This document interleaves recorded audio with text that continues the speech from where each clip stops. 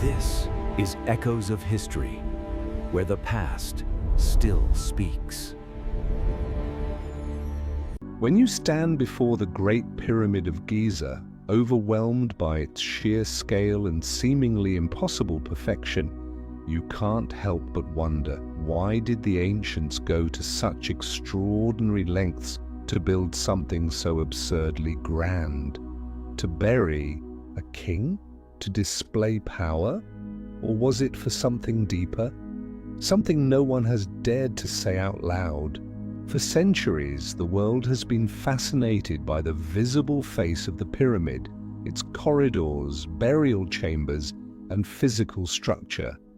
But few have paid attention to what lies beneath.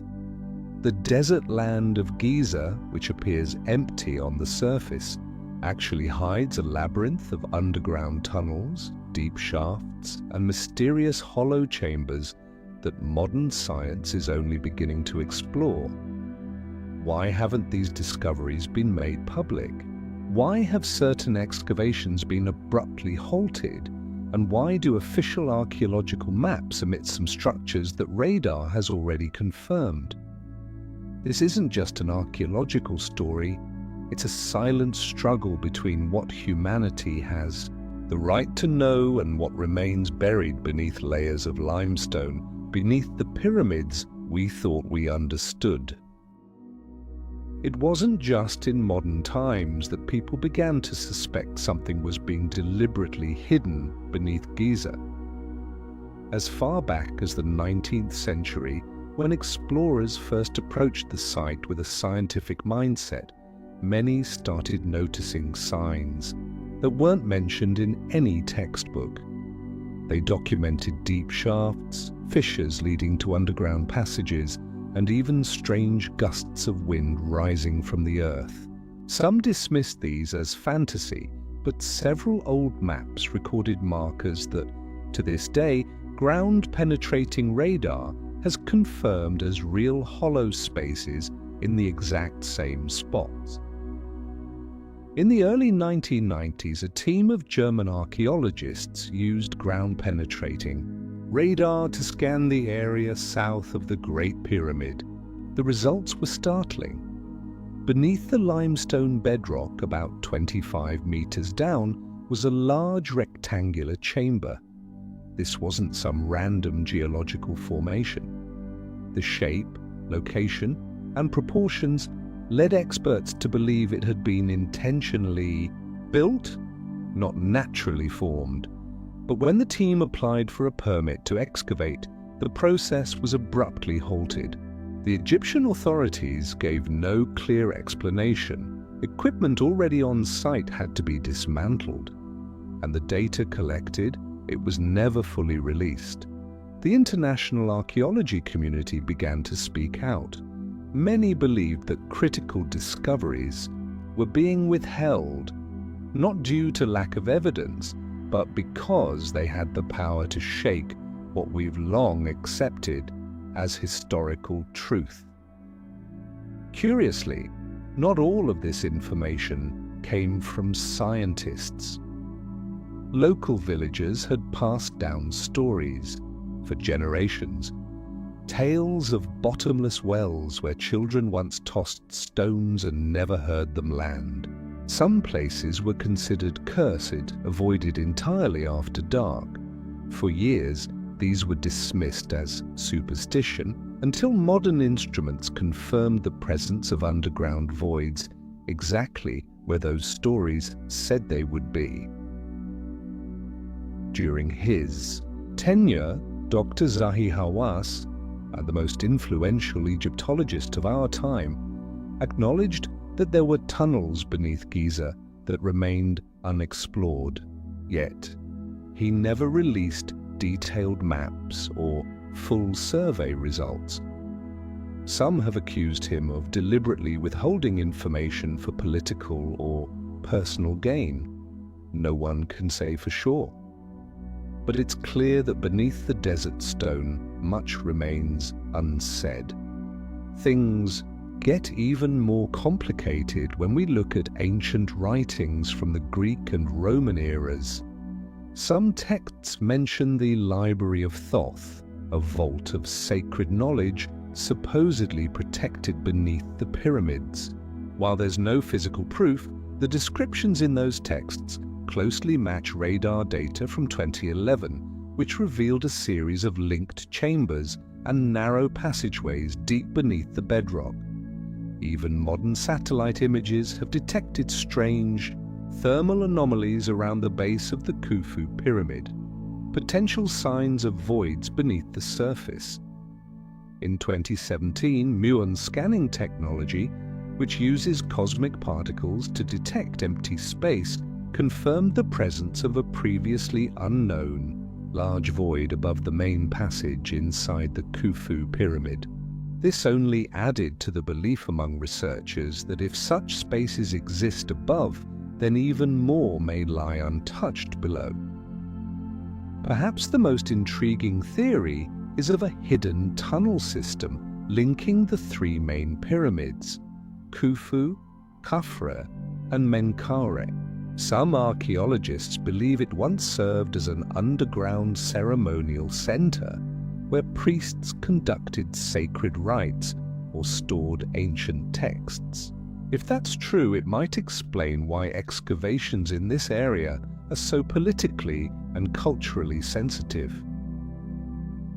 From another angle, if an ancient library really does lie beneath the pyramids, containing knowledge of astronomy, medicine, or even prehistoric technology, it wouldn't just rewrite Egypt's history. It would force Western history as a whole to rewrite countless chapters. The irony is striking. The more advanced our technology becomes, the more evidence we find suggesting that Giza isn't empty beneath the surface. And yet, the more evidence there is, the less gets shared. Some scholars argue that information control is necessary to prevent public panic. Others call it a deliberate cover-up, keeping humanity from its true origins.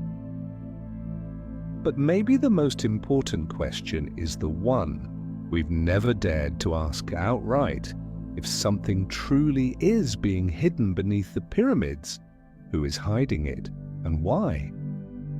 There's no denying that the pyramids of Giza are timeless wonders, but their brilliance isn't limited to what stands above ground.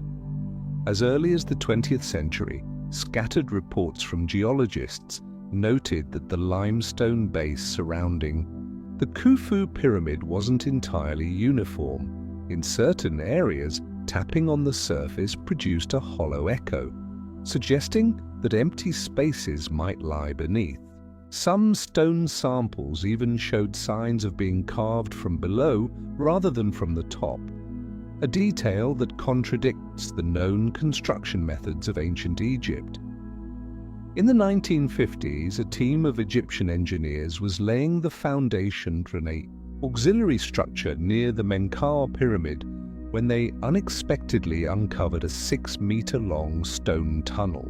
It descended underground, then suddenly ended at a wall sealed with granite. They didn't continue digging, not because they lacked tools, but because they were instructed to stop.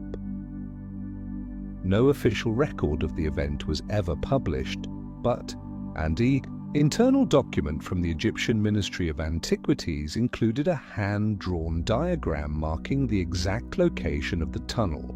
To this day, that site remains sealed. Such incidents are not rare. Independent archaeologists have been denied permits to investigate off-limits areas, even when they themselves provided the initial data showing signs of anomalies. Some who tried to share their findings with international media abruptly ceased their research. A French researcher who publicly accused authorities of a systematic effort to control information withdrew from archaeology just months after, appearing in a televised documentary.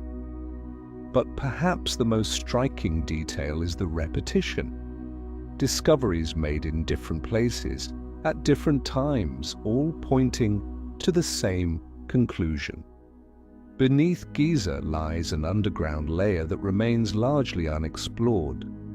In 1999, during a thermal scan conducted by Cairo University to measure temperature differences across stone blocks, researchers identified 3 unusual heat signatures on the northern face of the Khufu pyramid. These hotspots did not align with any known rooms or passageways. The data was sent for further analysis, but no official report was ever published. When asked about it, the lead researcher offered only a brief response. "There are things we cannot explain at this time." So the question becomes, why? Why the silence in the face of evidence that could open a new chapter in global archaeology? The answer goes beyond mere archaeological control. It lies in the potential impact of what might be discovered. If those underground chambers contain texts, artifacts, or structures that don't fit within the accepted historical timeline, then everything we believe about the history of Egyptian civilization, and possibly even human civilization, would have to be rewritten. Some theories are modest. Perhaps these are simply unfinished ceremonial rooms or storage areas for construction tools.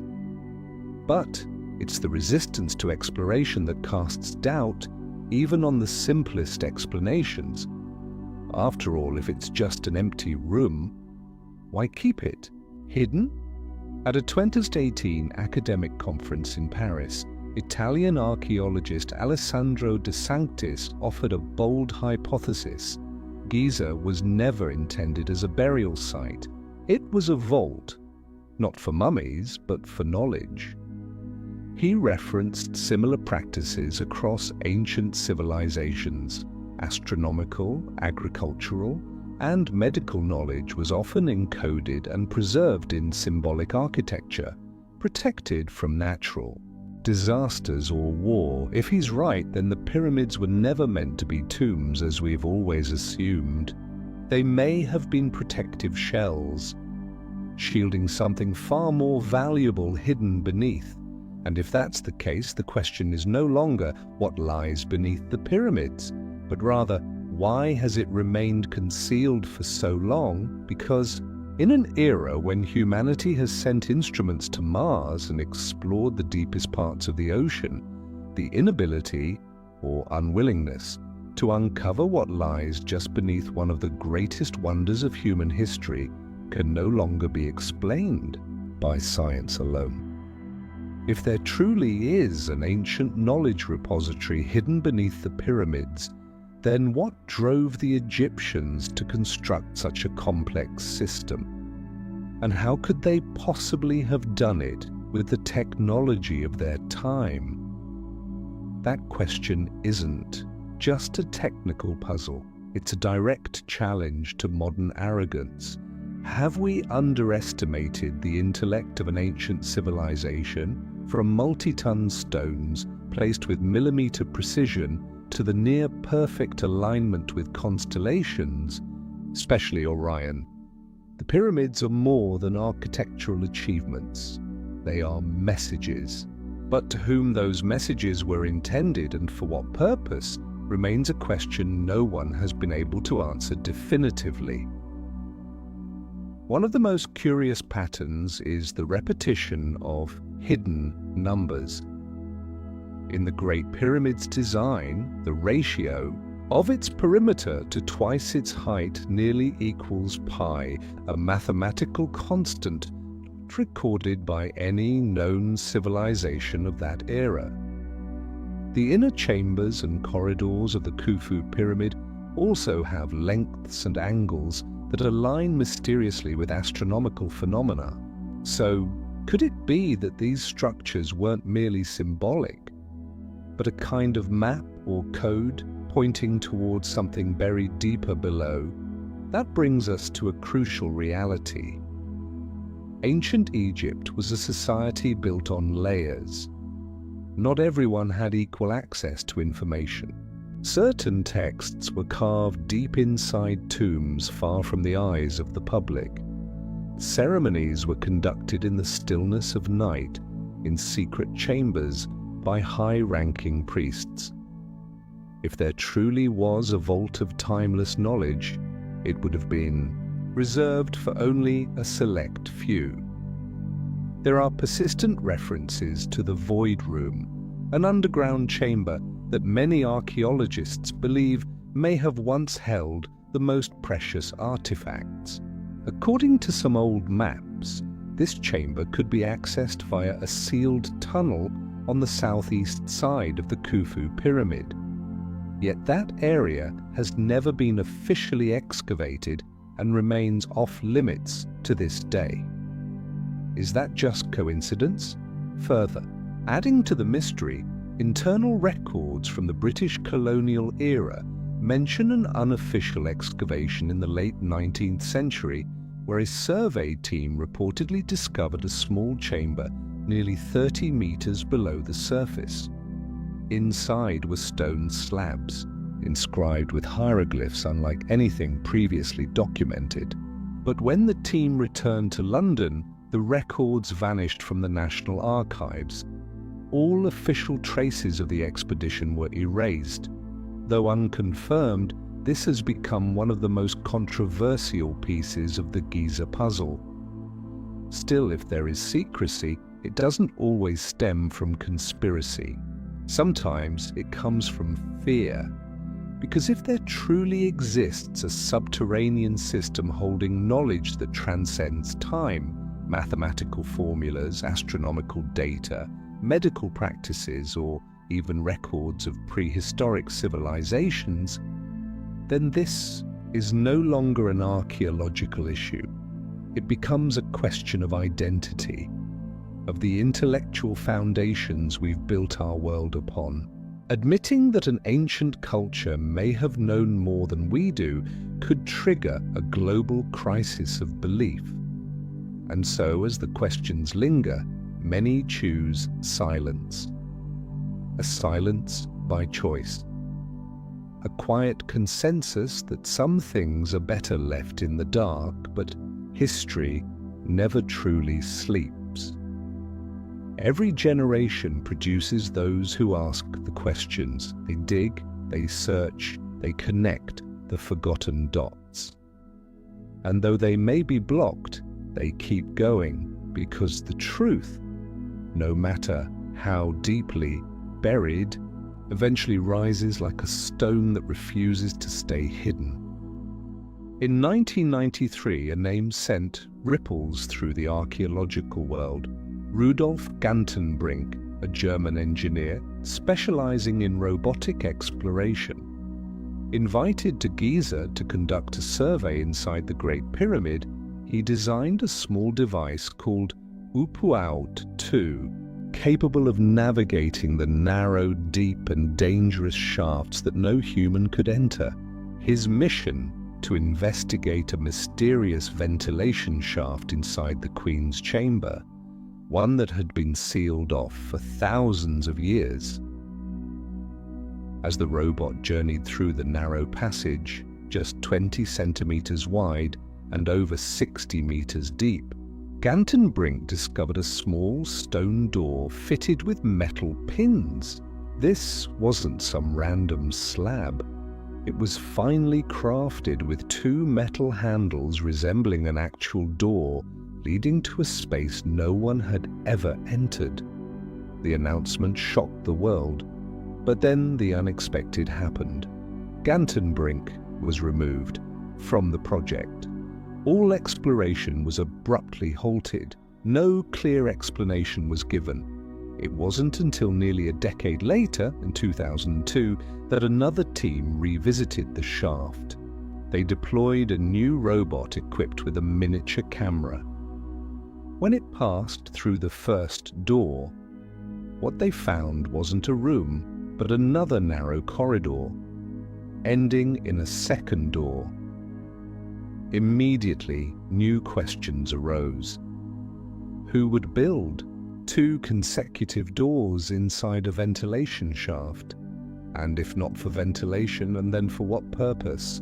One theory emerged. It could be a hidden passageway, possibly part of a ceremonial or communication system, one that connects to underground chambers.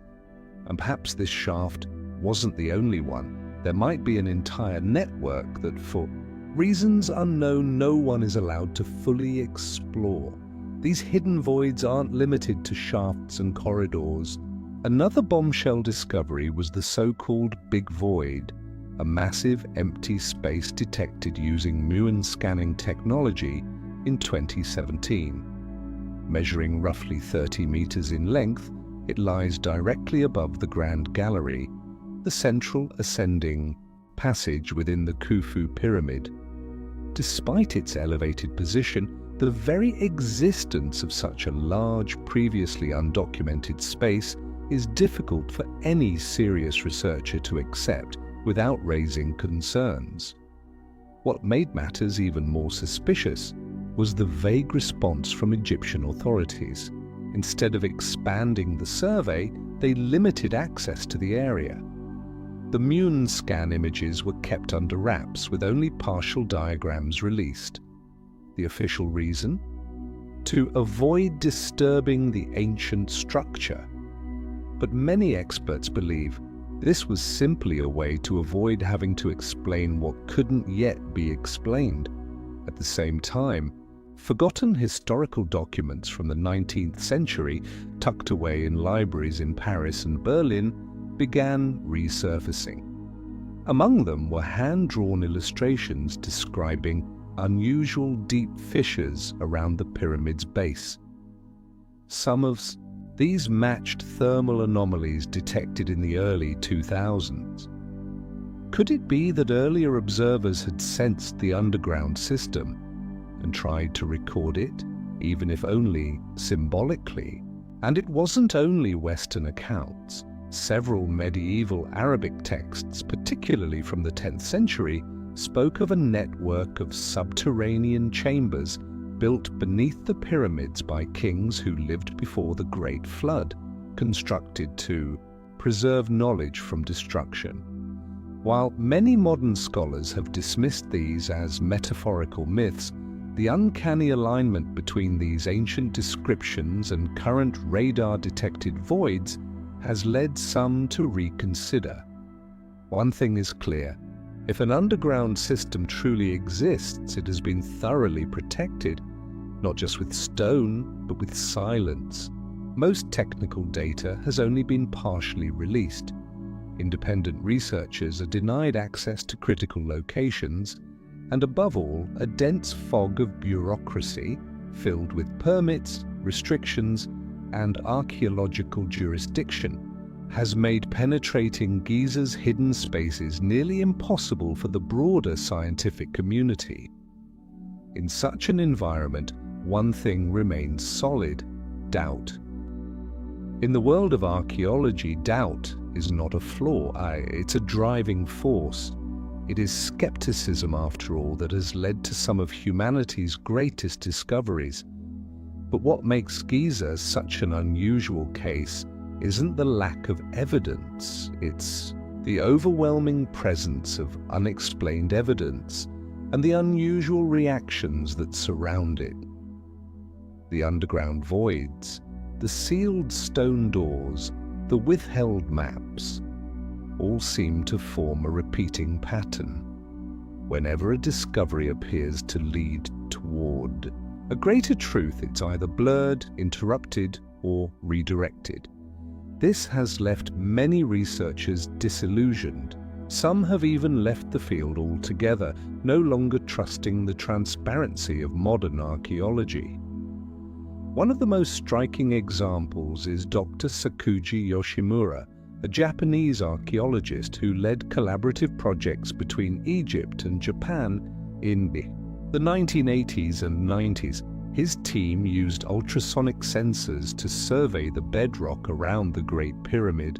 In an internal report, they recorded anomalous acoustic reflections beneath the southern section of the pyramid. But when they requested permission to excavate these points, their funding was suddenly cut. The data was archived and never officially released. That hasn't stopped independent scholars from following the clues. Several international teams have used high-resolution satellite imaging to observe Giza from space. They discovered recurring thermal anomalies around the base of the pyramid, especially at dawn and dusk when the sun's angle shifts rapidly. These hotspots appear to transfer heat differently than solid stone, suggesting the presence of voids or subsurface structures. These are no longer unsupported theories.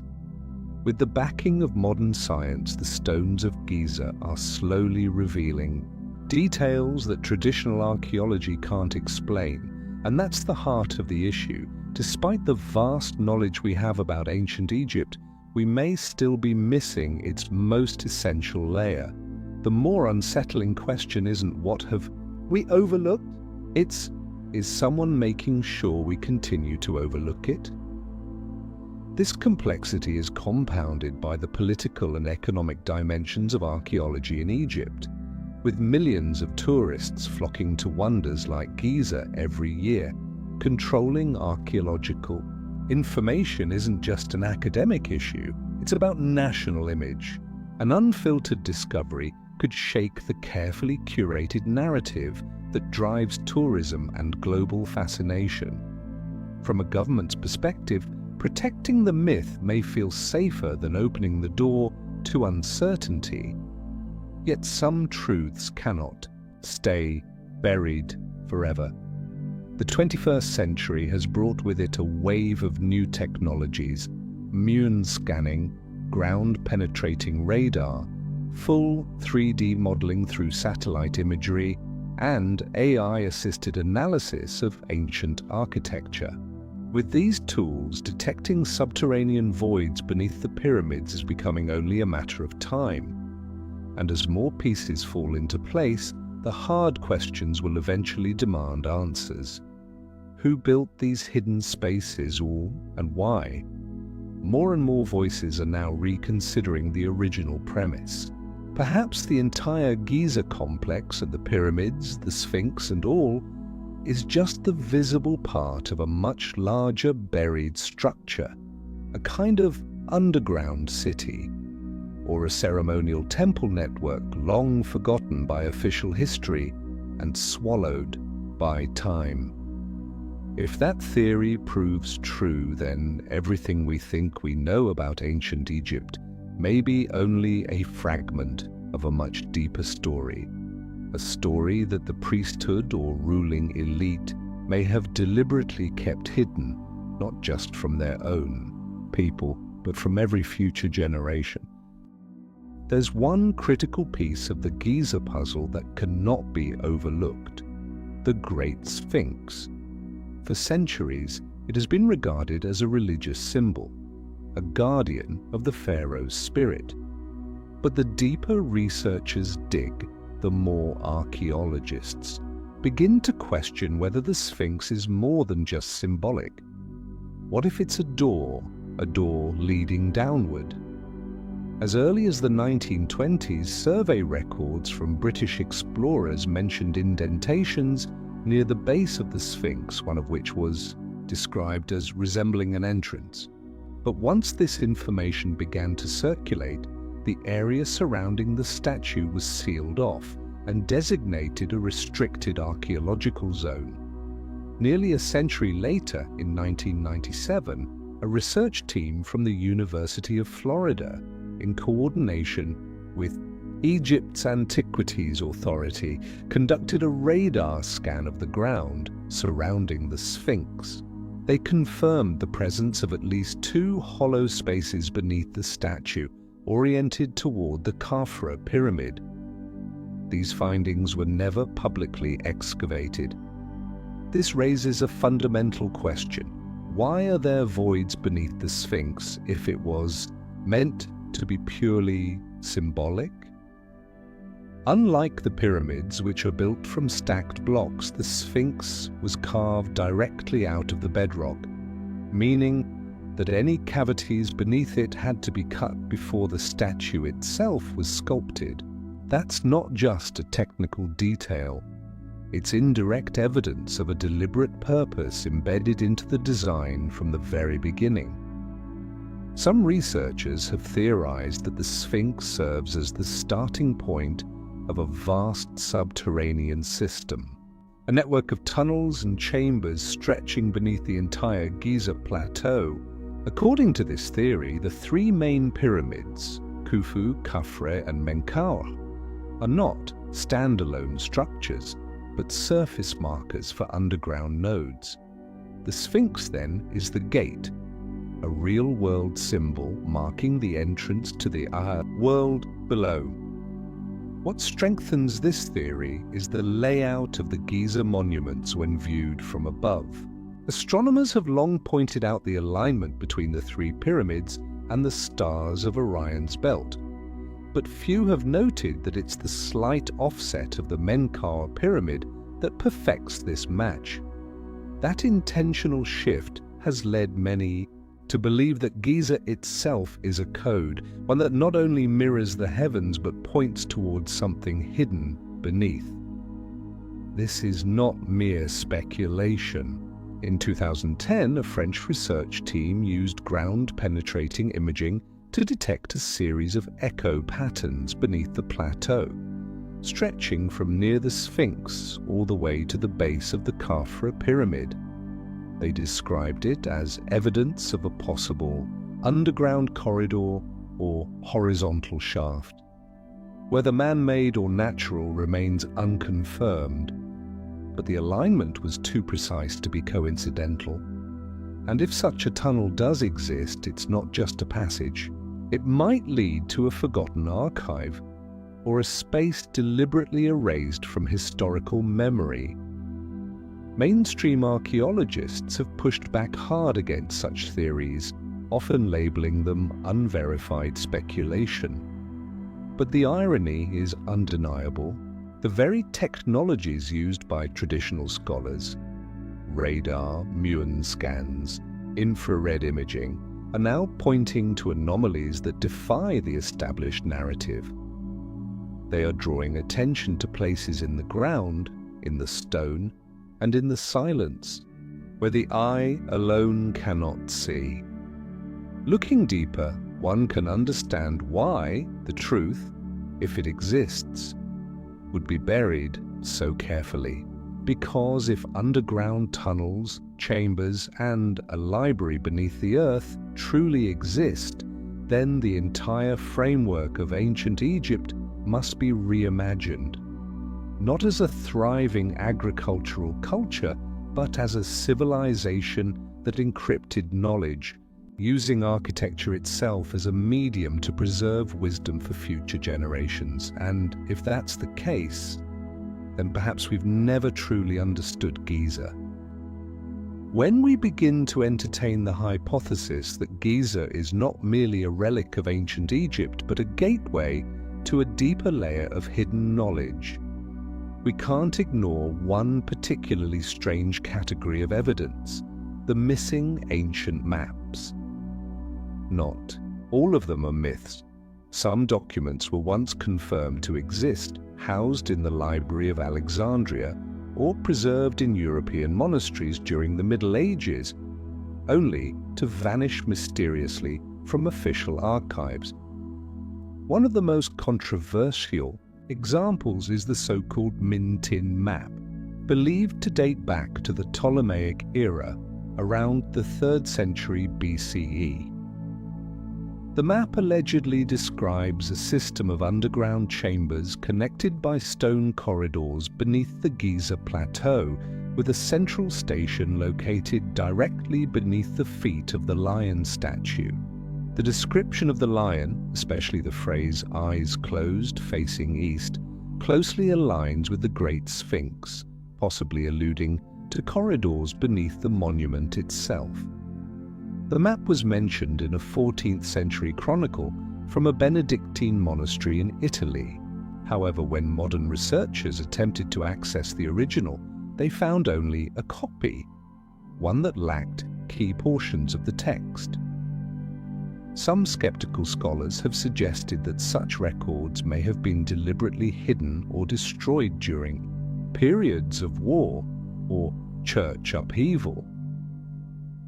The mystery deepened in the late 19th century when a similar document surfaced in Paris. A Belgian scholar named Antoine Lefebvre claimed to have discovered a Coptic manuscript in the archives of the Louvre, detailing a network of underground paths connecting the three pillars of light of the god Ra. According to Lefebvre, these pillars of light were a metaphor for the three pyramids. The manuscript was reportedly sent for restoration, but after a small fire broke out in the storage room in 1901, it was never seen again. So, do these maps and records truly exist, or are they merely artifacts of imagination? The answer may not lie in belief, but in the fact that many of their descriptions align strikingly well with recent findings from modern scientific tools. Take the Min Tin map, for instance.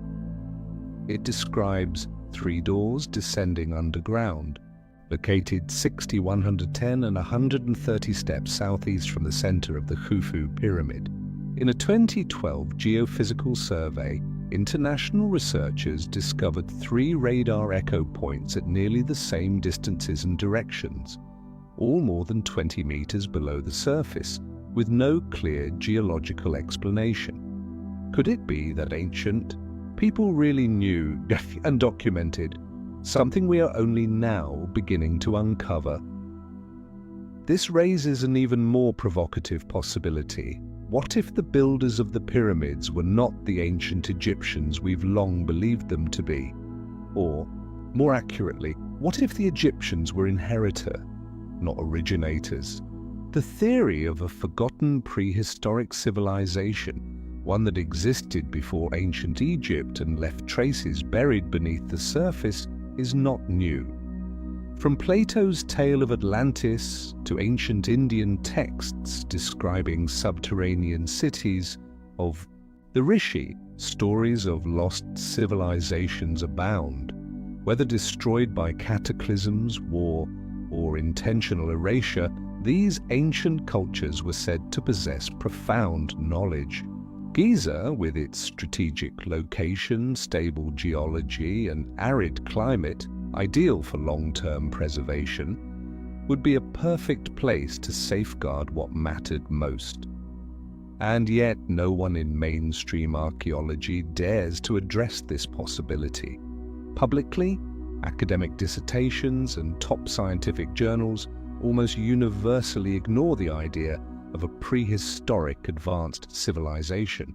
Not because the data is lacking, but because proposing such a theory would mean challenging centuries of established historical structure. And in the academic world, preserving the framework often takes precedence over uncovering the truth. But not everyone is willing to stay silent. Amid the erased records, vanished maps, and silenced voices, one pattern stands out with unsettling consistency.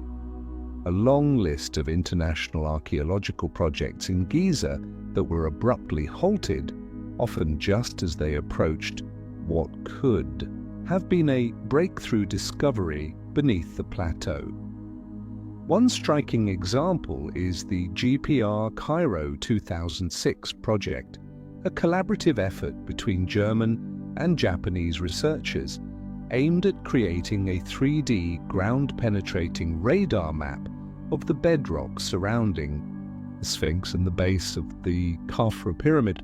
After months of scanning, the team announced the detection of a previously undocumented deep corridor beneath the ancient limestone, extending northeastward. They requested a permit for a small exploratory drill. Just 48 hours later, all permits were revoked by the Egyptian Supreme Council of Antiquities, citing the need to ensure the safety of heritage structures. But leaked documents suggested the real reason might not have been so simple. An internal report later surfaced, revealing that radar data from the corridor site showed multiple layered echo responses, suggesting the presence of a sequence of underground chambers, not just a single tunnel. This lined up with the theory that the pyramids are not merely standalone monuments above ground, but the visible peaks of a much broader subterranean complex. Another telling case comes from the 1980 Sonar Sphinx project, led by American engineers Thomas DeBecke and John Anthony West. Using seismic and ultrasonic scanning beneath the Sphinx, they identified several rectangular voids, ranging from 5 to 12 meters deep. Crucially, the cavities weren't natural.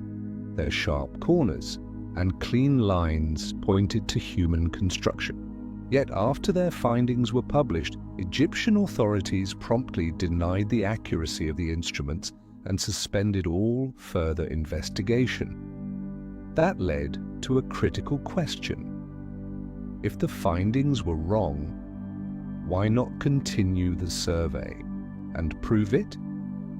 And if they were right, why shut everything down? The global academic community began to split. Some conservative scholars argued that international teams lacked cultural sensitivity and were prone to sensationalism. But independent researchers pushed back, claiming that without those so-called sensational claims, many discoveries would be permanently buried in locked filing cabinets of state institutions. A deeper concern began to emerge: the possibility of a coordinated system of information control not just within Egypt but across international heritage networks. Investigative journalists pointed to overlaps between archaeological funding boards, heritage preservation agencies, and academic institutions. In such a tightly woven system, publishing a discovery that's too controversial could mean losing research grants, being ostracized from academic circles, or even being denied travel visas. The weight of such consequences has led many scientists to walk away quietly. They've taken with them untold stories, unpublished maps, and hard drives full of raw data, information that, if shared, might entirely reshape how we view Giza. Meanwhile, the voids beneath the plateau remain silent, cold, and patient, waiting for someone brave enough to dig deeper. Perhaps the truth lies right beneath our feet, buried not only in stone and sand, but in a silence that has lasted for millennia.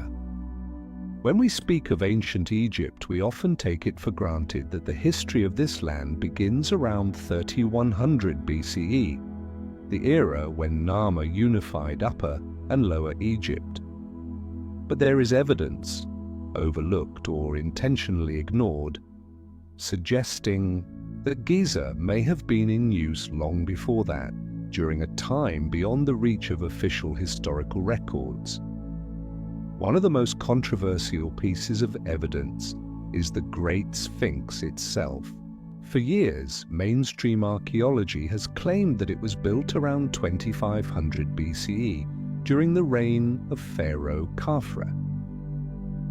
However, independent geological studies of water erosion on the statue's body have led to a radically different hypothesis, that the Sphinx could have existed thousands of years before Khafre, during a period when Egypt's climate was still wet and rainy, at least between 7000 and 9000 BCE.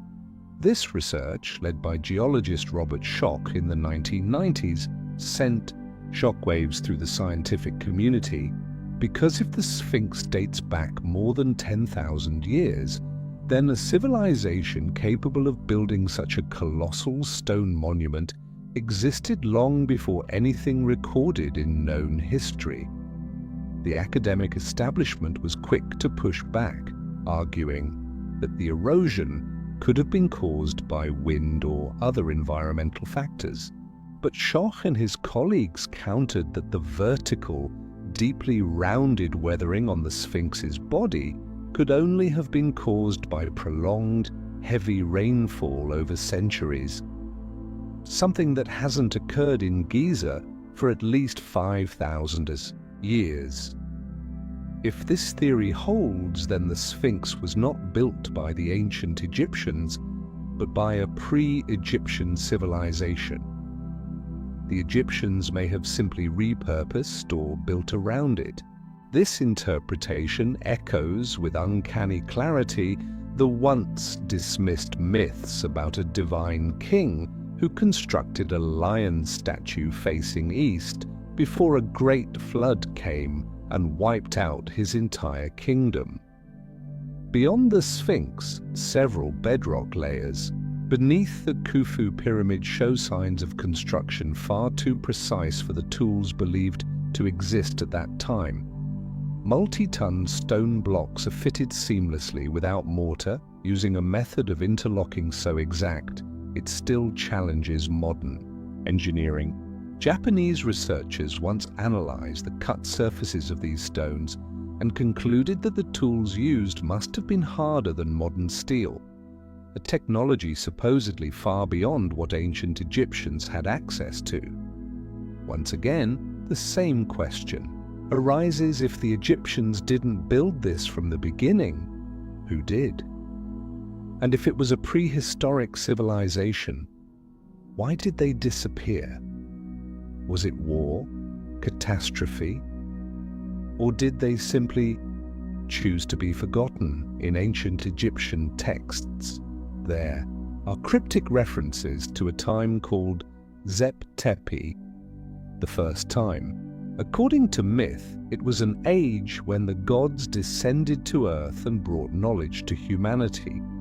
While most modern scholars view this as religious allegory, some symbologists and alternative historians have dared to ask, what if it wasn't just metaphor?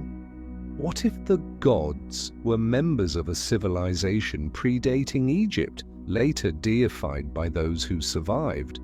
And if they truly existed, what made them leave? Could it be that Giza, with its intricate underground design, was the vault where they buried their final knowledge, a message for those who would come after? Seen from that perspective, everything we are doing today, from bedrock surveys and muon scans to probing mysterious air shafts, isn't exploration. It's decoding. We are following faint traces left behind by a civilization that chose to speak through stone, through silence, and through mysteries buried deep beneath the sands of Giza. For thousands of years, humanity has believed that the greatest ancient library in history was the Library of Alexandria, a legendary archive that once held hundreds of thousands of scrolls preserving the knowledge of civilizations past.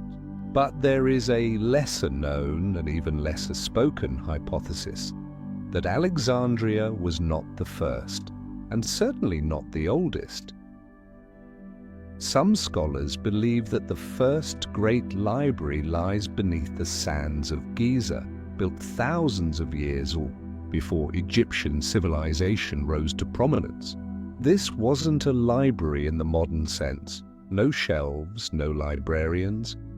It was a vault of knowledge encoded in symbols, architecture, and physical artifacts, embedded in stone chambers, narrow shafts, and hidden corridors. An ancient repository of wisdom, not meant for use, but for protection.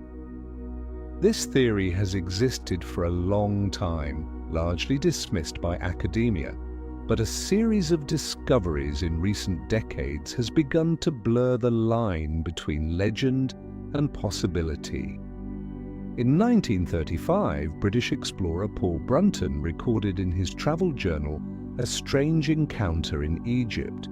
A local mystic had told him of a hidden library guarded by sacred spirits beneath Giza.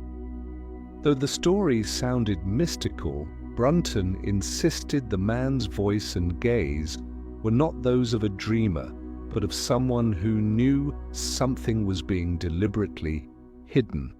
Over half a century later, in 1997, American author and researcher Andrew Collins published a provocative book titled Gods of Eden.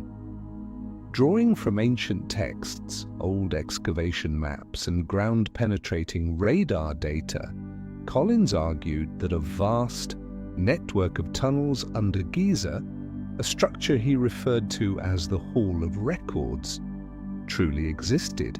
Collins wasn't an archaeologist, but what caught the attention of the scientific community was that some of the coordinates he mentioned in the book aligned with voids later detected in geophysical surveys in the early 2000s.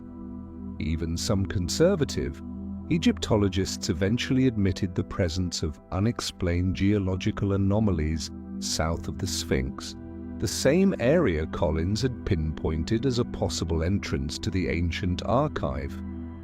Equally compelling are the repeated references in Egyptian texts to the god Thoth, the divine figure of wisdom and writing. Legend says he recorded the total knowledge of the ancient world into 42 sacred scrolls, hiding them in a place where light cannot reach, reserved only for the worthy. To most scholars, this is symbolic, but what if it isn't? The connection between Thoth and the Sphinx is even more intriguing. In some traditions, the Sphinx is not merely a guardian of royal tombs, but the gatekeeper to Thoth's hidden knowledge. That legend eerily mirrors ground-penetrating radar scans of the southern and eastern sides of the Sphinx, where sealed voids, lying 15 to 25 meters beneath the limestone, have been repeatedly detected. No public excavation has taken place at these coordinates, but that hasn't stopped the theory from spreading. Independent teams from Russia, Japan, and the US have quietly gathered thermal satellite data, subsurface scans, and infrared imagery, searching for patterns in the bedrock. The results, though inconclusive, consistently point to an unusual, large-scale, intentionally arranged system beneath the surface. If an underground library truly exists, why hasn't it ever been opened? Maybe it no longer exists. Maybe it was buried over time by shifting groundwater, natural erosion, or the slow disappearance of its entrance. But maybe, and this is the idea that gives many pause, it still exists fully intact, but no one has been allowed inside. And if that's true, the question is no longer does it exist, but rather, who is guarding it? In the world of archaeology, the pyramids have long been admired for their sheer scale and precision. But look deeper, and one begins to question whether such meticulous detail, from the angles to the height to perimeter ratios, could really have been intended just for a tomb. When modern engineers remeasured the Great Pyramid of Khufu, they uncovered a mathematical curiosity. If you take the perimeter of the base and divide it by twice the height, the result is remarkably close to pi's with an error so small it defies coincidence. In fact, some scholars note that when measured in ancient Egyptian cubits, the ratio is accurate to 4 decimal places, and it's not just pi. The ratio between the pyramid's height and half its base length mirrors that of the Golden Triangle, a mathematical symbol of harmony and eternity found in many ancient cultures. These proportions suggest that the pyramid's architect was not merely a builder, but a mathematician, an astronomer, perhaps even someone entrusted with encoding knowledge into stone. Which raises the question, why embed mathematical knowledge in architecture? And if the structure is a message, have we truly understood what it's trying to say? Some researchers now approach the pyramid as an ancient cipher. They analyze every dimension, every alignment, every slope of each corridor as part of a coded system. one that may point to coordinates, a hidden map, or a sequence of instructions meant to unlock something deeper. Perhaps the most intriguing feature is the Grand Gallery, a long ascending corridor roughly 47 meters in length and over 8 meters high, with a construction style entirely unlike any other part of the pyramid. While mainstream theory sees it as a passageway, a more radical interpretation proposes that it's a symbolic measuring device, where each stone step represents a unit of knowledge or a spatial interval. In 2013, a study suggested that when you multiply the number of steps in the Grand Gallery by the height of each step, measured in cubits, the result comes startlingly close to the Earth's equatorial circumference divided by 1,000. That's not likely to be a coincidence, unless the builders had knowledge of Earth's dimensions thousands of years ago. There's another overlooked detail: the orientation of the pyramid. The four sides of Khufu's base align almost perfectly with the cardinal directions: north, south, east, and west, with a margin of error of less than a 1/20th of a degree. At a time when compasses didn't exist and modern astronomy hadn't been developed, this level of precision remains difficult to explain. Some astronomers have proposed that the pyramid was aligned with specific stars in the constellations, Orion and Canis Major. If true, the orientation may not be merely religious. It could function as a celestial marker or navigational tool. Within this framework, the alignments on the surface might indicate precise locations underground. Seen this way, the entire structure of the Khufu pyramid isn't just a monument. It's a three-dimensional guide system where every ratio, every angle, and every alignment contributes to a map leading somewhere deeper. No one knows how much of this ancient code we've actually deciphered. Perhaps 10%, maybe less. But what is clear is this: the pyramid is not simple, and if a subterranean library truly exists, as many believe, then the pyramid itself is the key to unlocking it. But a key is only useful to someone who knows how to decode it.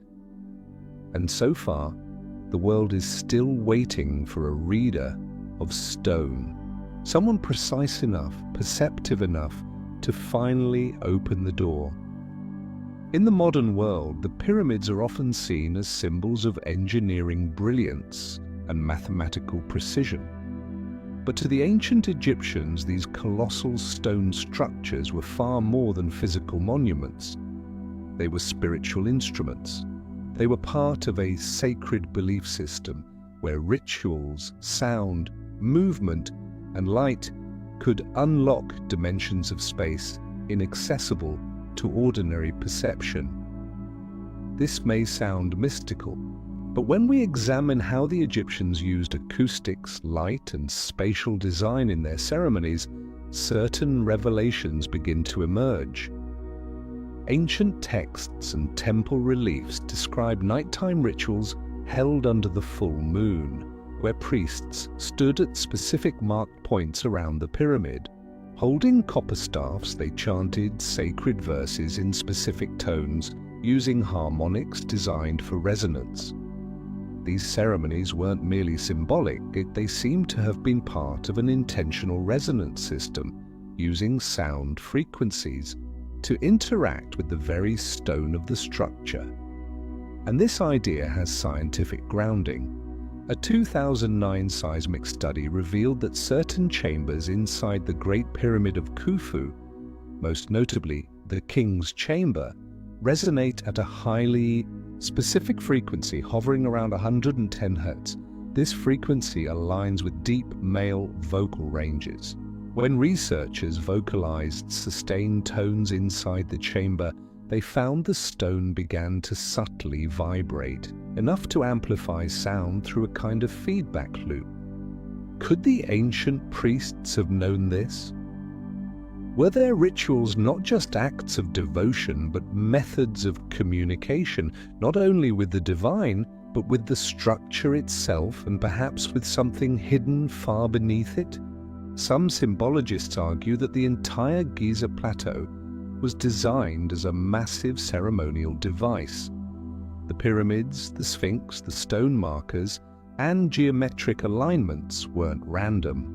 They were carefully positioned to create nodes of acoustic and light resonance, channels to direct energy or information downward into the earth. Rituals such as the opening of the mouth ceremony, originally intended to activate the soul within statues, may have had a broader purpose, unlocking invisible gates between layers of encoded knowledge. Ritual in ancient times was not superstition. It was technology, what we might now call spiritual mechanics, a system of interaction between human voice, stone, nature, sound, and sacred space. There is a curious detail recorded in Middle Kingdom texts. Once a year, on a single night, when Sirius rose directly above Giza, a ritual known as the reopening of the eye was performed. During this rite, priests stood in a spiral formation around the base of the pyramid and recited an archaic chant in a measured rhythm, precisely timed to the astronomical event. Some modern scholars speculate that this moment marked a window in the activation cycle. A sacred ritual, yes, but possibly also a functional trigger, a brief alignment, a gate. Today, no such ceremony is performed, but many researchers believe that the behaviors and sounds of ancient humans were an essential part of Giza's hidden operating system. Perhaps the underground chambers are not just sealed with stone, but locked by the absence of precise frequencies, the wrong light, the forgotten cadence of sacred words.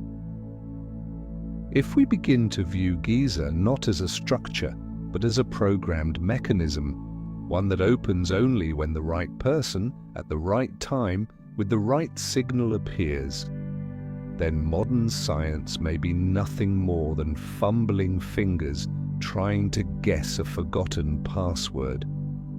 And perhaps what we're missing is not a tool, but a memory. If we stop viewing Giza as a standalone monument and instead see it as a node in an ancient network, then what lies buried beneath it might not belong solely to Egypt, but to a global system that once existed or was deliberately designed by a lost civilization. When geographers and archaeologists began plotting sacred sites across the world, Giza, Stonehenge, Machu Picchu, Angkor Wat, Easter Island, a strange pattern emerged. These seemingly unrelated structures fall along long, straight paths spanning thousands of kilometers, aligned precisely with latitudinal and longitudinal lines, forming what is now known as the ley lines. Some say it's coincidence, but as more sites were included. The pyramids of Central America, ancient towers in Persia, megalithic circles in Europe. The pattern only grew clearer. These monuments do not appear randomly, they seem to follow a grid based on the planet's geomagnetic energy, a network the ancients may have known and used. This offers a new lens through which to view Giza. Perhaps its location wasn't chosen for convenience, the desert sands, the local limestone, but because it sits at a crucial intersection of this global energy network. Giza lies almost exactly along the 30-degree north latitude, a band known for magnetic stability, minimal climate variation, and one often selected for modern astronomical observatories. Satellite surveys also reveal unusually high magnetic readings at Giza compared to the surrounding land. a phenomenon not easily explained by local geology alone. Many theories have surfaced. Some researchers propose that ancient civilizations once harnessed natural earth energies flowing through underground water channels, mineral veins, and magnetic fields to power or activate structures like pyramids. And in that system, Giza may have served as the control center or primary vault. Mathematicians have asked similar questions. Why do ancient structures across the globe repeat the same geometric proportions? From Giza to Mexico, from Peru to Cambodia? Why do constants like the golden ratio, the Pythagorean triangle, and the numbers p and f appear consistently across continents that had no known contact? The answer may not lie in trade routes, but in a shared origin. Perhaps in a time lost to history, there was once a global framework of knowledge, not spread by conquest or empire, but through architecture, mathematics, astronomy, and symbolism. And if that theory holds, then Giza isn't just a pyramid, it is the archive of that entire forgotten civilization. Its underground chambers were not built for burial, they were built to preserve memory. The collective memory of a humanity that once knew more than we do today. This theory grows stronger when we compare the positioning, orientation, and internal structures of the world's major pyramids.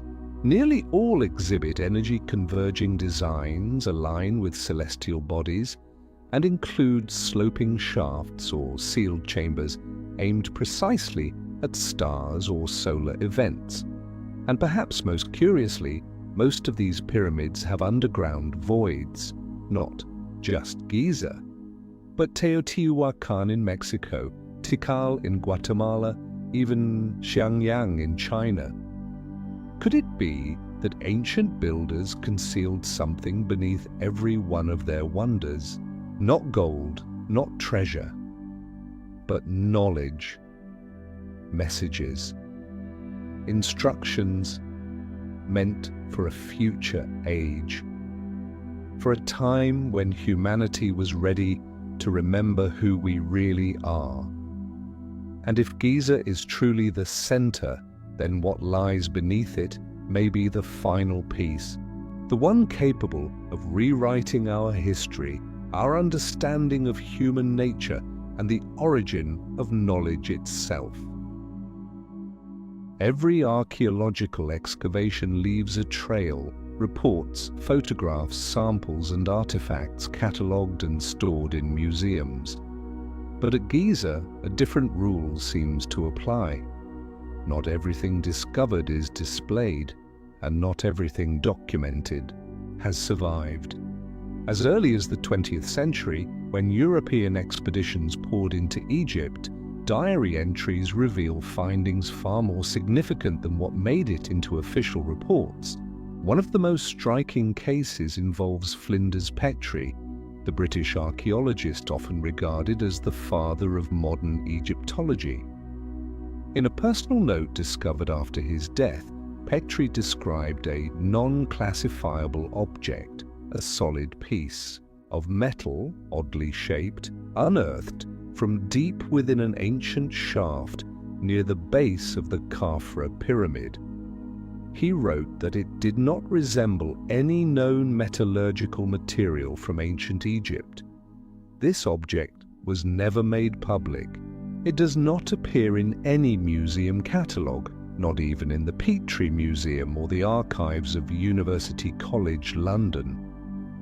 Another curious case occurred in 1954 with the excavation of the so-called solar barge, a 40-meter-long wooden ship, found sealed in a pit beside the Khufu pyramid. It was made of hundreds of wooden planks joined without a single nail. But the intrigue isn't about the boat. It's about the second pit, a symmetrical chamber on the opposite side, discovered at the same time.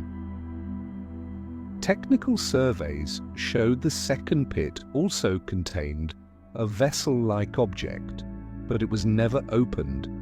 Why? Officially, because the first boat was already in pristine condition, making further excavation unnecessary. But many believe this was an excuse, seeing that the second chamber might contain something else, something more controversial, something not made of wood. Unofficial documents from the 1980s claimed that radar scans detected strong metallic echoes in the unopened pit, inconsistent with the wooden structure of the first boat. Soon after, the area was closed and declared off-limits. Then there's the case of a mysterious statue with a round helmet, excavated in 1922 by a French team. The statue, according to notes, did not resemble any known Egyptian artistic style, with facial features that seemed ethnically ambiguous. The helmet-like headpiece bore a striking resemblance to those seen in depictions from ancient South American cultures. The statue was sent to the Paris Institute of Archaeology for study and was never seen again. To this day, no one knows where it went. When questioned, the museum responded that no such artifact exists in their archives. And, as always, silence replaced explanation. Why do these artifacts disappear? Accidents? Fires? Misplacement? Possibly. But the frequency and nature of these vanishings have led many to suspect something more deliberate, a selective process of omission. Perhaps what's being hidden are objects that don't fit into the accepted historical timeline. Artifacts, suggesting that someone may have been in Giza before the Egyptians, or that materials and technologies existed at a time they simply weren't supposed to. In archaeology, such finds are labeled anomalies, but perhaps the better word is evidence of another history. And if those pieces of evidence are being concealed, then maybe the most important thing being buried isn't the artifact itself, but our ability to admit that we were wrong. Many have come dangerously close to uncovering the truth beneath Giza. They may not have held prestigious titles or represented powerful institutions, but they possessed something far more disruptive, independent vision and the courage to ask questions, and that at times made them thorns in the side of the academic establishment. One of the most controversial figures was Ahmed Fakhri, an Egyptian archaeologist with a doctorate from the University of Berlin, who spent years studying the Giza plateau in the 1950s and 60s. In a personal note published posthumously by his son, Fakhri described discovering a stone shaft descending underground on the southwest side of the Sphinx, sealed deliberately by human hands. According to him, the site had never been explored. When he proposed an excavation, the Antiquities Authority at the time declined, citing no evidence of architectural relevance. Not long after, Fakhri withdrew from mainstream archaeology and never published anything further about Giza. A similar story surrounds Jean-Philippe Loa, who spent nearly 5 decades excavating the Step Pyramid complex at Saqqara. During a conference, he openly stated, "We have only accessed the surface of a much deeper, larger system underground." He never named Giza directly, but those in the room understood the implication. Shortly afterward, some of his European funding sources were pulled, and his work began to be dismissed by colleagues as speculative. It wasn't only Egyptians or French scholars. A Japanese geophysicist named Hiroshi Ogawa, who worked on a ground-penetrating radar project at Giza in the early 2000s, published data showing repeating geometric voids beneath the southeastern face of the Khufu pyramid. He was swiftly removed from the international research team. Japanese news outlets later reported that he faced pressure for violating internal publication agreements. Ogawa left the field entirely, disappearing from academia without a trace. These weren't conspiracy theorists, they were engineers, geologists and archaeologists, well-trained professionals. They never claimed aliens or mythical civilizations. They simply said, there is something under Giza, and it may be more important than we've been led to believe. What makes their stories striking is not just the repetition, but the identical sequence of events: discovery, proposal, denial, disappearance. What's really going on? Is there an unspoken system of control in archaeology, where truth is only permitted if it fits the sanctioned narrative? If an underground structure beneath Giza threatens to unravel the accepted version of history, then suppressing anyone who strays outside the lines becomes understandable, and yet those individuals, forgotten by most, have left behind traces, their notes, their raw data, their hand-drawn sketches on yellowing paper. They still exist in tiny libraries, in private archives, in leaked scans that quietly circulate online. And perhaps someday those scattered fragments will be enough to reconstruct a picture that has been deliberately kept out of sight for centuries. In today's digital age, where satellite data is publicly accessible from nearly anywhere on Earth, it's hard to believe that some locations still appear blurred, distorted, or missing from online maps. And yet, Giza, home to some of the most iconic ancient structures on the planet, is one of the few such places. Numerous satellite imaging experts have noted irregularities when viewing certain spots around the base of the Khufu pyramid and the Sphinx. Platforms like Google Earth, Bing Maps, and advanced GIS software often show lower than standard resolution, or inconsistent overlays that vary strangely depending on the year the image was taken. At first, this was attributed to domestic security regulations in Egypt. But when researchers compared Giza's satellite data to clearly marked military zones in other parts of the desert, a discrepancy emerged. Military bases were clearly censored, fully blurred. But Giza, only specific fragments were obscured, and at particular depths. In other words, someone doesn't want you to see what lies beneath the surface.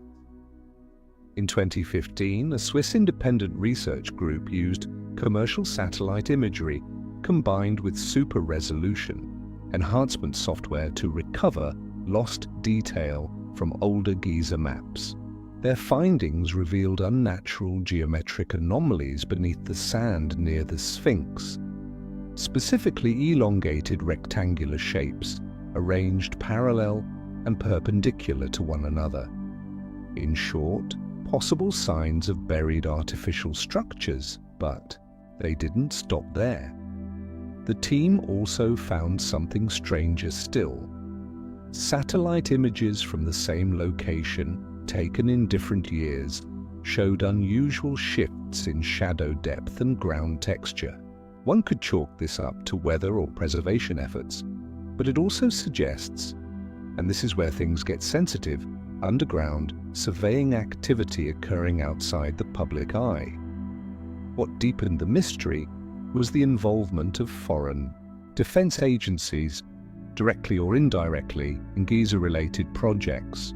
In 2016-2017, advanced muon detection equipment was installed inside the Khufu pyramid.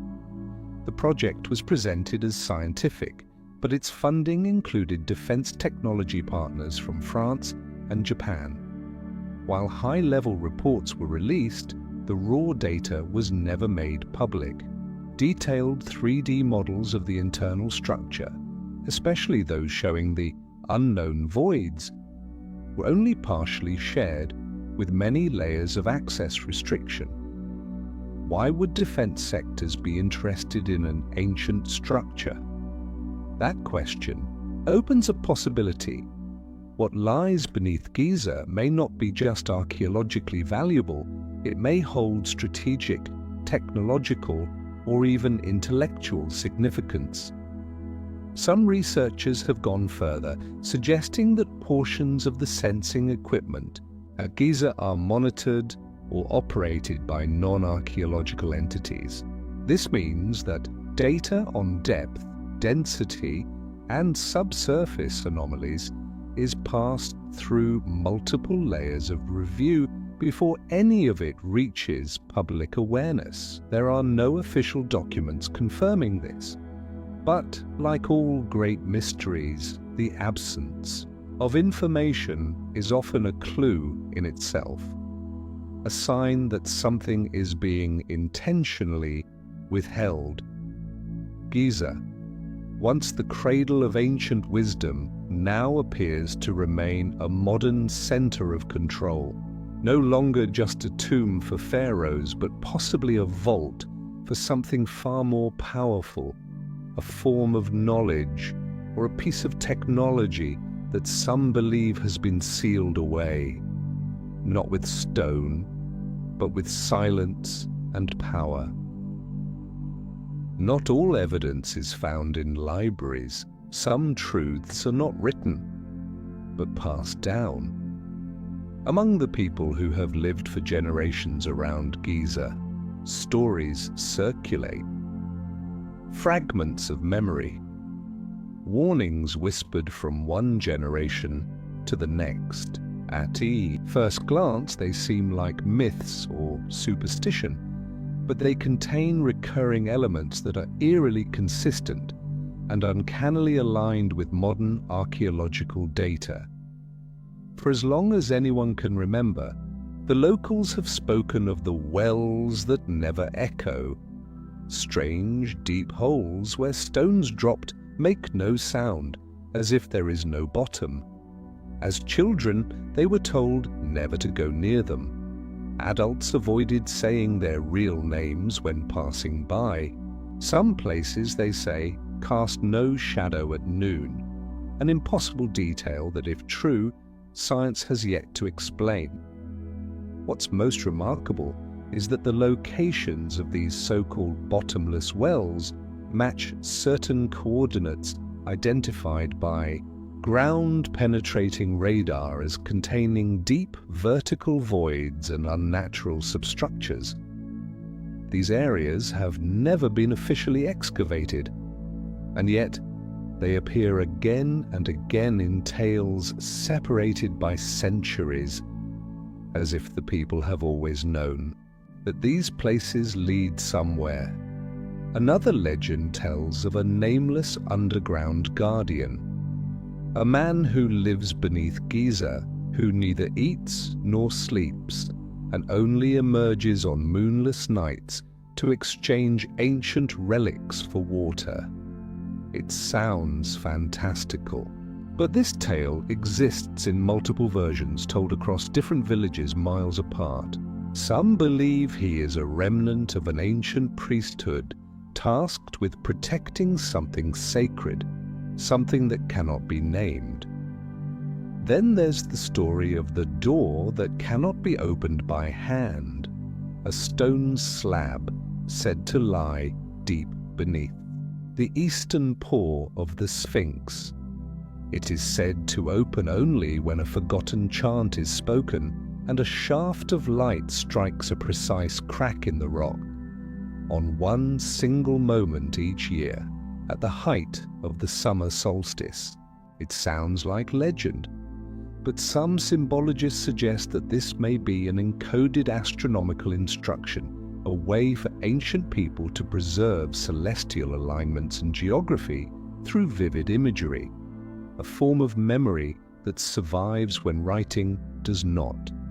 Even more intriguingly, Islamic texts from the medieval period mention a figure known as the Keeper of the Earth Veins, a man who lives beneath Giza and possesses the map of tunnels linking the three pyramids to a repository of knowledge from those who came before the flood. It was long thought to be a metaphor, but when overlaid with modern subsurface radar scans revealing underground connections, one begins to wonder, could this be the faint outline of a collective memory? In the 1970s, French anthropologist Marcel Dussault interviewed villagers near Giza. He asked a nearly 100-year-old man why no one went near the southern wall of the Sphinx at night.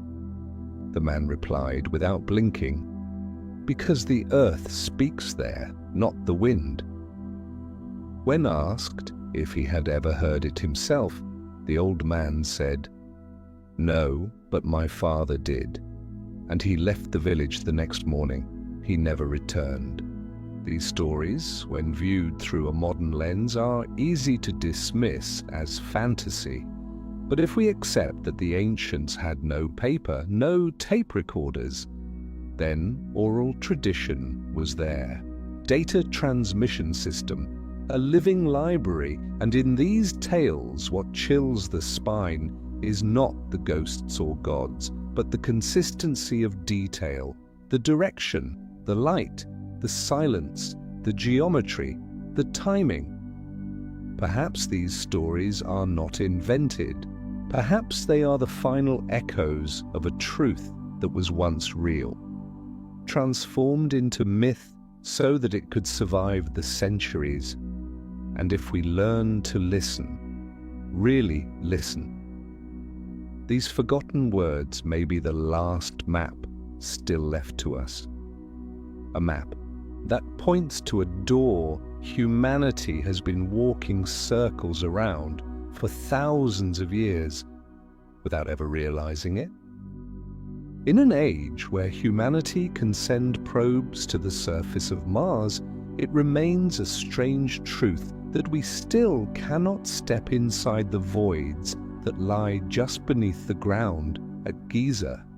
These spaces, detected by radar, confirmed through seismic readings, and even rendered through muon imaging, remain untouched, sealed in silence. Why? Part of the answer lies in technological limitations, but the rest, as we've seen, lies in the will to control information. Tools such as ground-penetrating radar, GPR, muon tomography, thermal imaging, and 3D geostructural modeling have revolutionized archaeology. But they are tools of detection, not instruments of entry. Once an anomaly is found beneath dozens of meters of limestone, the next logical step would be exploratory drilling or the opening of access shafts. But at Giza, such steps face a wall of technical, bureaucratic, and political barriers. The Khufu Pyramid, where most of the subterranean anomalies have been detected, is considered an international heritage site requiring absolute preservation. Any drilling, no matter how precise, must pass through layers of oversight. Egypt's Supreme Council of Antiquities, UNESCO, international conservation bodies, and often the governments of foreign sponsors. Even when science strongly suggests an artificial structure underground, touching it remains nearly impossible. There's also the matter of engineering. Some of these voids lie within bedrock, sealed environments that may contain toxic gases, unstable pressure systems, or fragile walls prone to collapse. Access would require ultra-compact, remote-operated equipment that causes zero vibration. Robots like JEDI, which explored the ventilation shafts within the Great Pyramid, are among the few examples ever deployed, but their range is limited to mere meters. They cannot navigate a full-scale unknown labyrinth. Then there's the issue of spatial orientation deep within stone. GPS signals do not penetrate thick rock. Radar data provides only approximate images, not enough to guide autonomous movement. Modern archaeological teams are developing AI-driven spatial simulations to reconstruct Giza's subsurface from fragmented data. But we're still far from locating the voids with the accuracy required for safe exploration. And even if the technology becomes capable, the final question remains: who gets to decide what will be explored? Because as we've seen in earlier accounts, even when a passageway is discovered, it can still be sealed with paperwork. In 2020, an international coalition proposed using low-pressure, soft-bore drilling to investigate a suspected chamber beneath the Sphinx. The project was quietly rejected. No public explanation was given. But according to an internal source, Egyptian officials were concerned about the serious consequences if the discovery contradicted established historical narratives. In other words, science is permitted until it threatens the structure of thought. This is the paradox of our modern era. We have the tools to know what lies beneath the earth, but not the permission, or perhaps not the courage, to go there. Giza, with all the secrets science is beginning to unveil, remains a locked door. Not one sealed by codes or traps, but by human hesitation. And so the voids remain, buried beneath stone, shrouded in darkness, as if waiting for a generation brave enough to break through the boundary between technology, power, and history. When we step back and look at everything we know, or everything we don't, about Giza, a pattern begins to emerge. Each structure, each detail, each mathematical proportion seems anything but accidental. They don't just point to the heavens.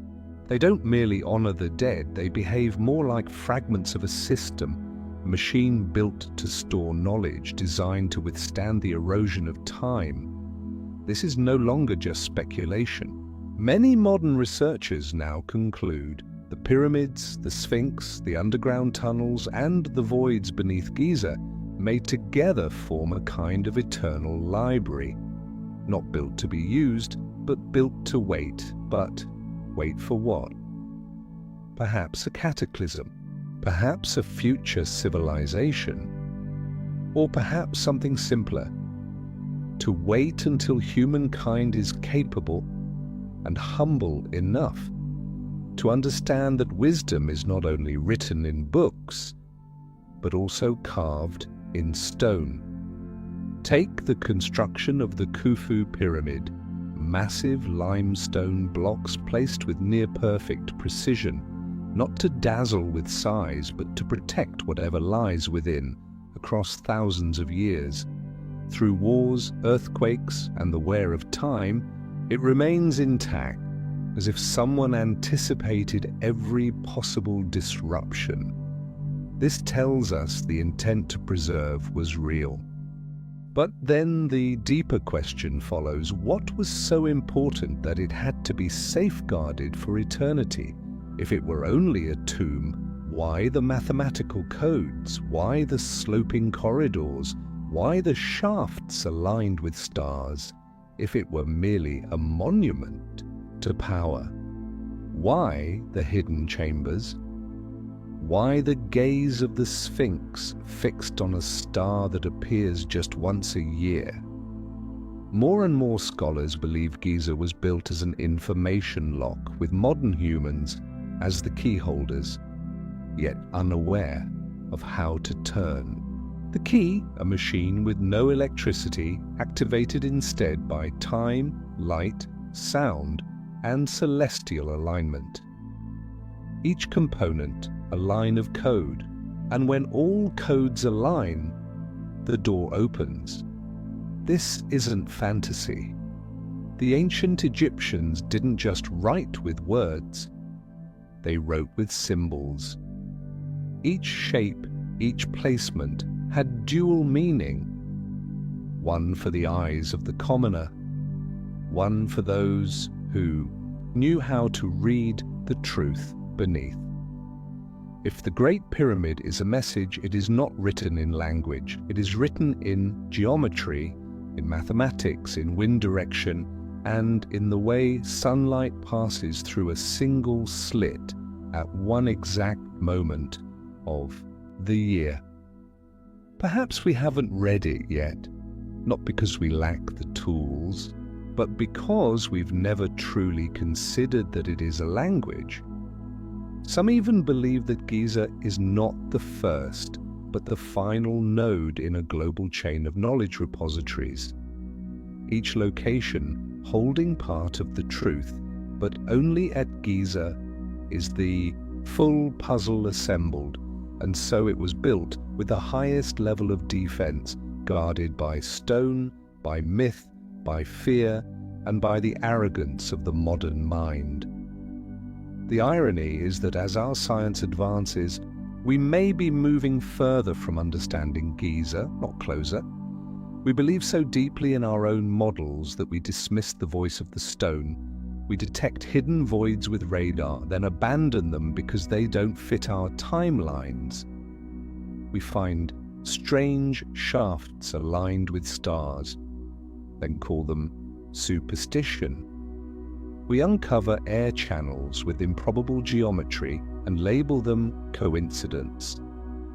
But what if one day all those coincidences align into a system? What if Giza was never meant to be excavated, but decoded? And if that's true, then what lies buried beneath the sands may not be just a chamber or an artifact, but the ultimate admission that ancient intelligence was never beneath us. It may have always stood just beyond our reach, waiting. For centuries, what happens above the Giza plateau has been controlled by the few. Sometimes pharaohs, sometimes religious institutions, and sometimes modern governments. But regardless of who held power, one thing has never changed. What lies beneath Giza has never truly belonged to the public. This is especially puzzling in the age of information, a world where satellite images scan down to the leaves of trees, where global data is shared in real time, and where access to knowledge is seen as a universal right. So why is Giza still a blank space, intentionally left off the map? Is there something too vast, too strange, or too disruptive to the accepted version of history to ever be allowed into the light? Many believe the answer lies in systematic control. Not the dramatic kind seen in Hollywood, but a quieter, more pragmatic reality. A tacit partnership between governments, museums, conservation bodies, and academia. Look at recent history. Any discovery beneath Giza that doesn't fit neatly into the narrative of royal tombs is quickly downplayed, delayed, or dismissed. Independent researchers are pushed aside. Excavation teams are required to sign non-disclosure agreements before receiving permits. And the images from advanced scanning equipment, they're only made public after careful editing. Why? One obvious reason is the fear of historical upheaval. If there truly is an ancient library beneath Giza, or evidence of a prehistoric civilization with advanced knowledge, then it's not just archaeology that gets shaken. Our entire view of history, religion, and global identity would need rewriting. That's not just an academic inconvenience. It would be a social shockwave. Questions like, who came first? Where did human history actually begin? And how much truth have we really been told, would no longer be philosophical. They would become political, and that may be why even organizations with differing goals seem to agree on one thing. Don't open Giza until there's a safe story to tell. But beyond ideology, some analysts suggest there's something else at play: strategic interest. If what lies beneath includes unknown materials, devices, or structures with capabilities beyond our time, then this is no longer archaeology. It becomes national security. That might explain why defense agencies, tech corporations, and unnamed global actors are silently present in the background. Behind the scientific language is a quiet surveillance race, each side waiting, watching, hoping to be the first if something truly unexpected is uncovered. And so perhaps no one really wants the door opened until they're the ones holding the key. But there's another theory, quieter, more unsettling. What's hidden beneath Giza might not be from the past, but from the future. Not an object, but a kind of knowledge meant to remain dormant until we are ready. It sounds abstract, but if Giza truly is a knowledge vault built to open only when humanity reaches a certain point, then maybe silence is the security system, not enforced by law, but by time, not locked by force, but by our level of understanding. Maybe the door doesn't stay closed because someone is guarding it. Maybe it stays closed because we still haven't learned how to ask the right question. Imagine that day finally comes.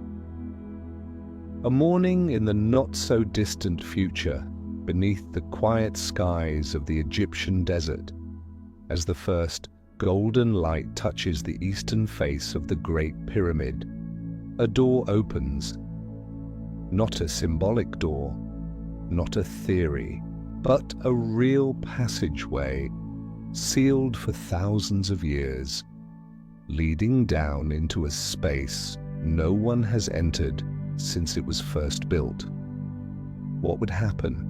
The world of science would surge forward, global headlines would explode, institutions would rush to claim excavation rights, to assert control, to define what is found.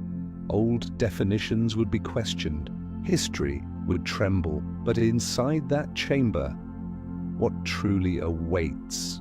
An empty room? A cache of ancient artifacts? A geometric structure beyond imagination? Or a message, maybe a carving in symbols, maybe a strange piece of technology that fits no known era, maybe an entire system of knowledge not written in words but in light, vibration, or sound, meant to be understood only by those willing to see with new eyes. And the real question becomes, how will we see it? Through the lens of science, to measure, to categorize, to label, or through the quiet wonder of a traveler, willing simply to listen? Because what lies in that chamber might not just speak of the past.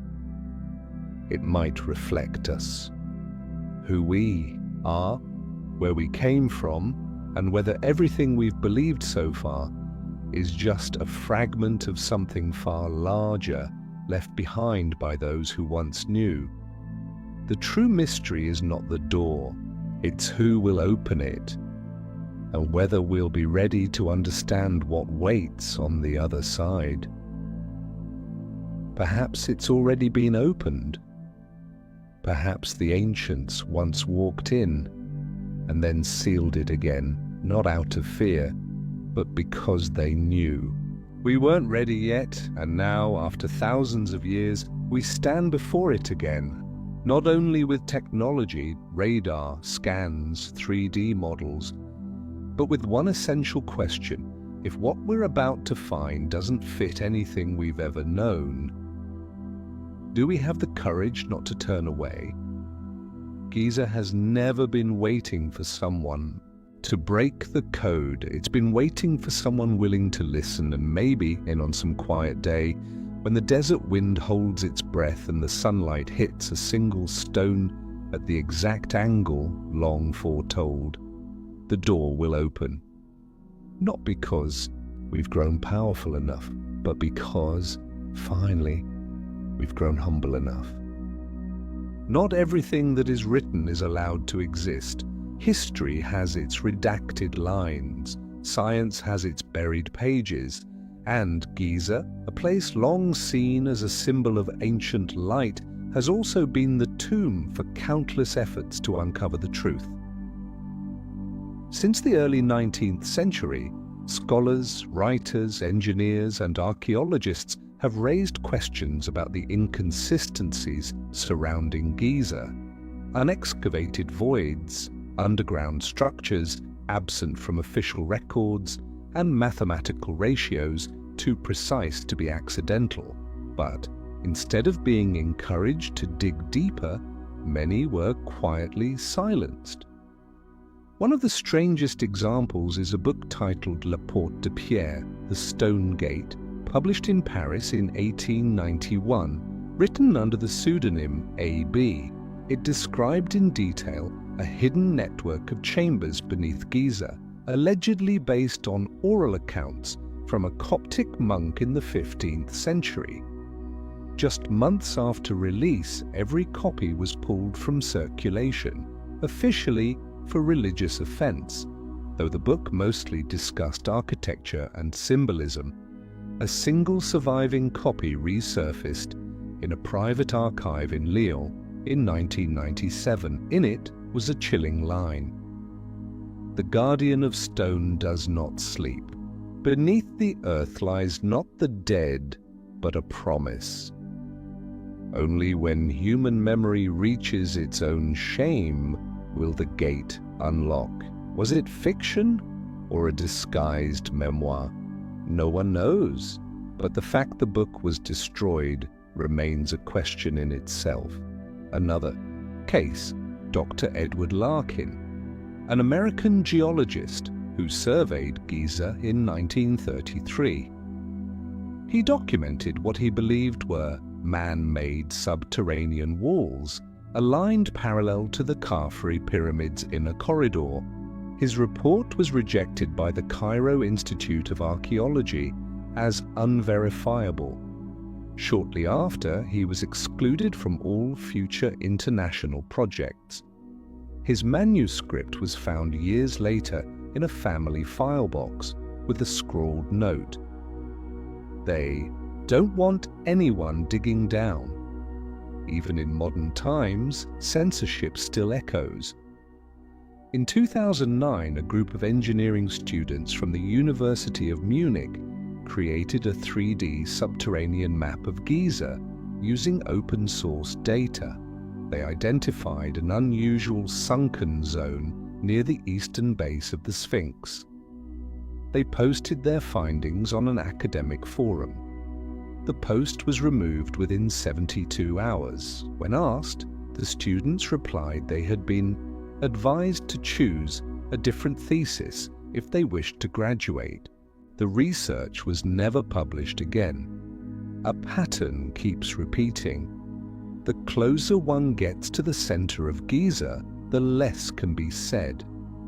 Not due to lack of evidence, but because of invisible boundaries, unspoken lines of consensus that, once crossed, place researchers in a kind of exile where their data disappears, their names fade from records, and their work is dismissed as unscientific.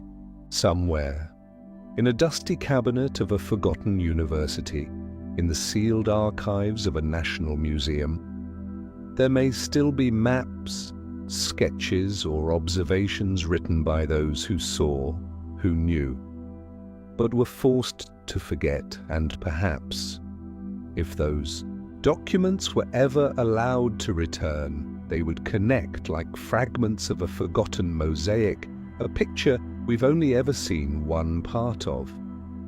But what about the rest? We may never know until the things long hidden are no longer labeled dangerous, but recognized for what they truly are, essential pieces of our shared human memory. History, as we know it, is not the truth. It is simply the version most often repeated, and sometimes the version least dangerous to believe. Since the moment humanity began recording memory in language, images, and stone, history has become an ongoing negotiation between those who hold power and those who seek the truth. Because writing history is not just about telling a story, it is the authority to define who we are, where we came from, and what we should believe. And if you can rewrite the past, you can shape the future. The story of Giza is a prime example of how history is filtered. What fits the framework is preserved. What does not is labeled myth, superstition, or pseudoscience, each placed into its own drawer, sealed, filed, and forgotten. Why? Because sometimes truth is too inconvenient to be known. Imagine just for a moment that we truly did discover a hidden library beneath Giza, a trace of a prehistoric civilization far more advanced than we thought possible. Such a discovery wouldn't only impact archaeology, it would force education to rewrite textbooks.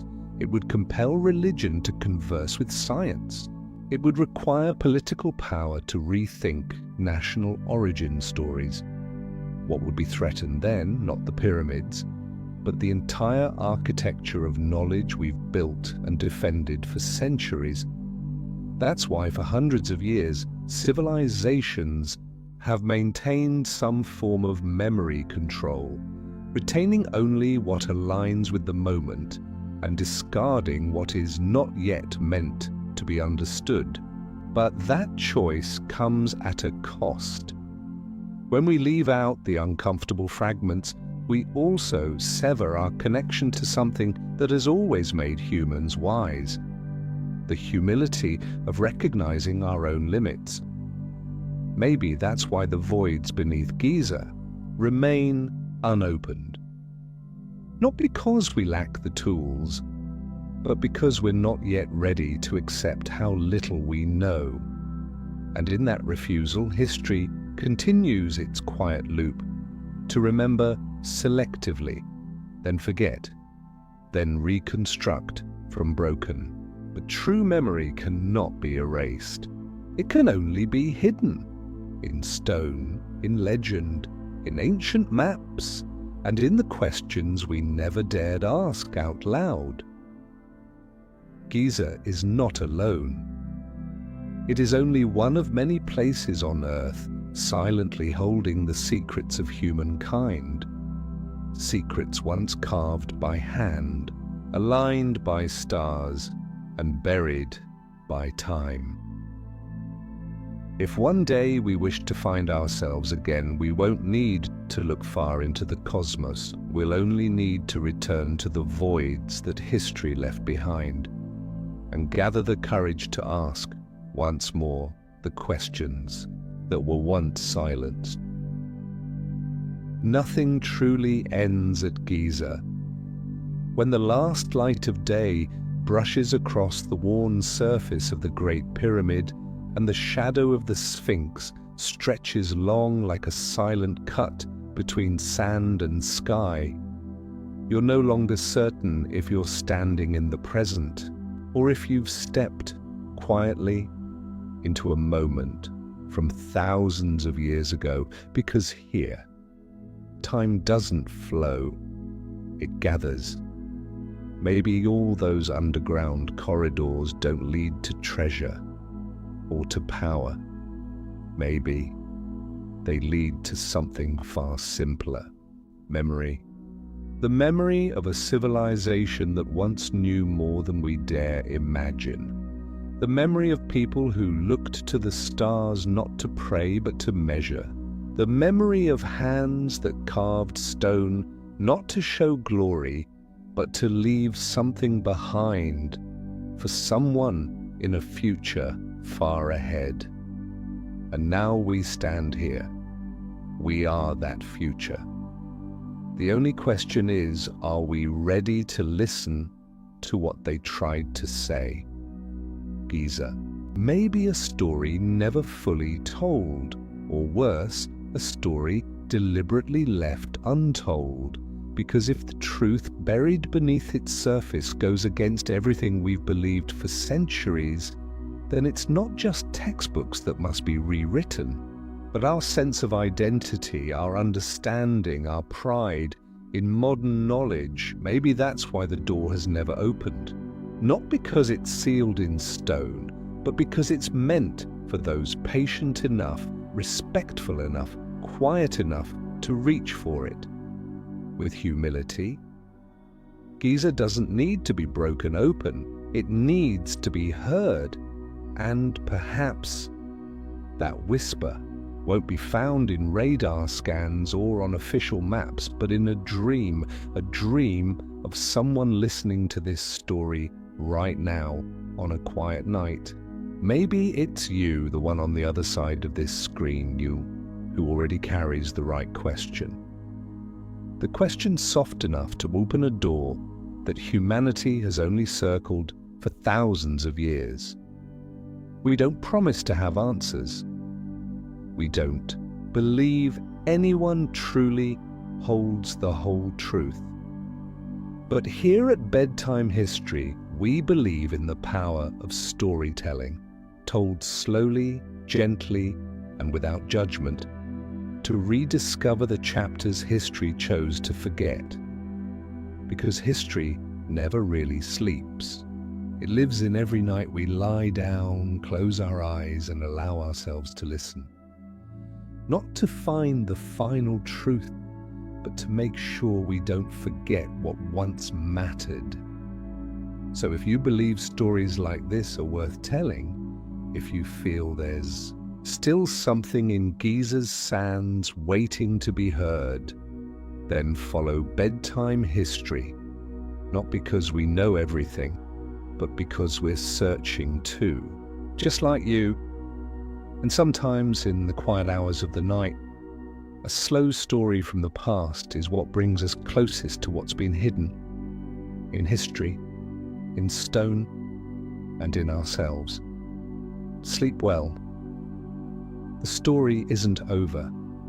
It's just time to pause and listen again tomorrow night.